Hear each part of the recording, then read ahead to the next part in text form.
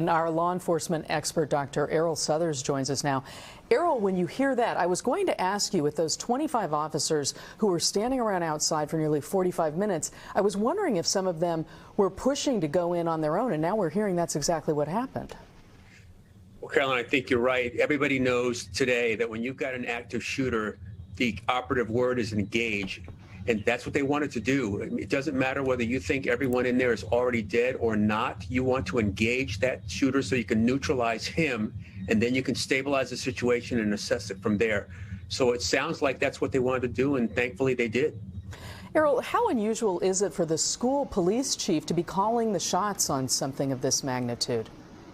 It is unusual when you have what we call the incident command system, which is a national standardized approach to all hazard situations, including active shooters, when you have the chief that's actually the incident commander. Usually it's someone at a chief or a assistant chief or a captain's level or lieutenant's level, but it's usually not the head of the organization. So the fact that he was the incident commander, and it would appear there was a disconnect between one of the branches of the incident command system, which is operations, when he got misinformation regarding the status of the students that were still in the classroom. How about that communication, that potential communication gap between what was being told to 911 and the dispatch and officers on scene understanding what was going on in that classroom? I mean, it's just heartbreaking to hear that some children in the classroom with the gunman were calling and begging for help. It is, and that's something that usually should not happen, and that's exactly how ICS is supposed to work.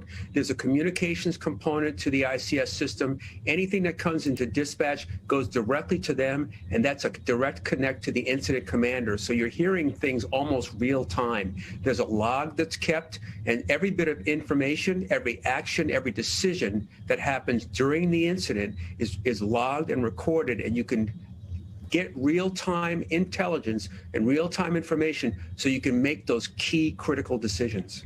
It sounds like certainly a lot of mistakes made along the way on this one. What do you think is going to change following this?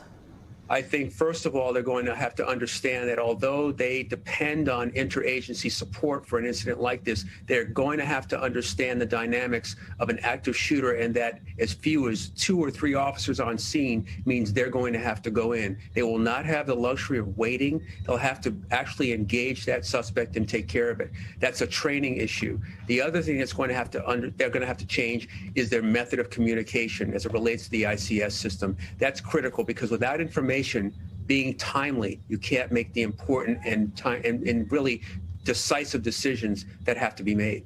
Yeah, indeed. Dr. Errol Southers, we do appreciate your insight. Thanks for your time today. Thank you.